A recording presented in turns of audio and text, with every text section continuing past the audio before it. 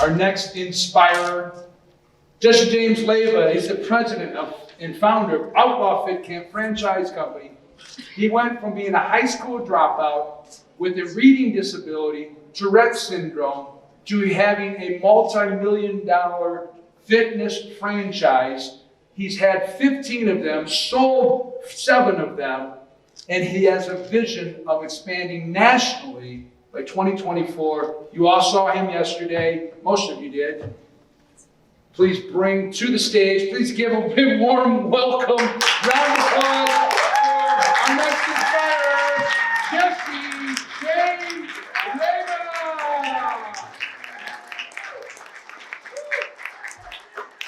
Thank you, everybody. It's crazy when I look at that and I read that. Hop on down here. That tells a story of my life, and what I'm going to go into. I think all of our lives are chapters, and in our own little book, there's a lot of chapters there. When I had to get that to Christoph, it was over more than 150 words. So he made me change it multiple times. And I had a hard time because I'm like, how do I tell my story of loss and all the crap I went through to be where I'm at, to build a company up in less than 50 words, 50 characters. So that's what you get right there. And again, what I'm going to talk about today is just a couple of chapters in my life that I think led me to where I'm at currently now as a franchise fitness owner. You know, we're in Las Vegas right now, and obviously in Vegas, it's all about gambling and blackjack and craps and all that fun stuff. But, you know, in life, I think it's a lot like Vegas. And would you not say that we're all dealt a hand of cards? Yeah. And sometimes when you have no clue what you're going to pick up, you pick those cards up, and sometimes you realize, I got a shitty hand of cards. What can I do with this? Those cards can sometimes define you, and you can pretty much be a slave to that hand of cards you were dealt with.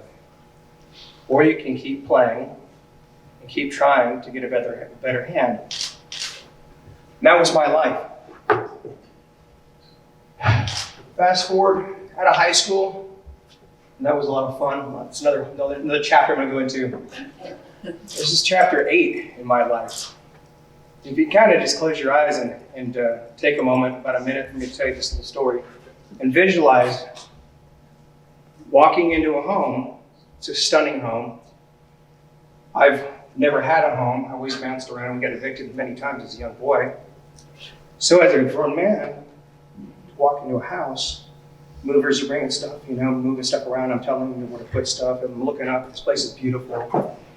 And this is my home. This is where I'm going to be living in. And I'm excited. And everything feels great. Then reality hits me. There were movers there. It was my friends and family helping me move out of my house that I was being evicted from again.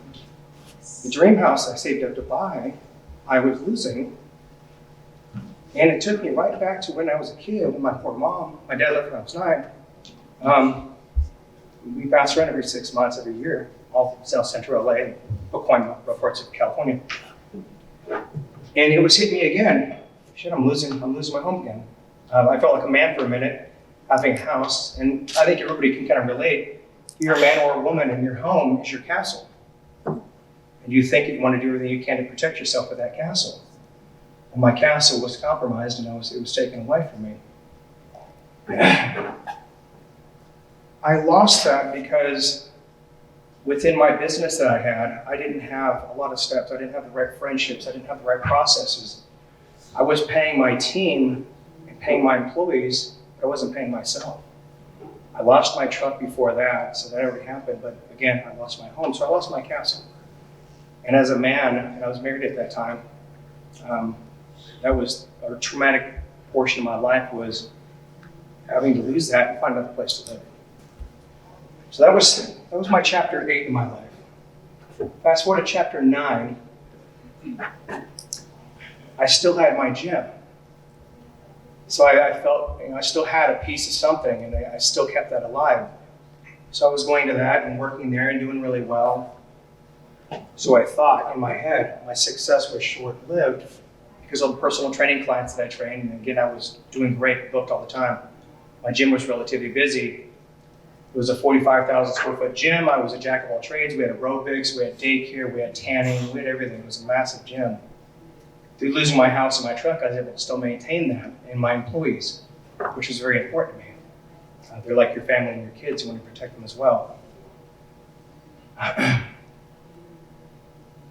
Everything was incredible. I was bodybuilding. I won Mr. Texas in my weight class. I was excited about everything that was going on in my life.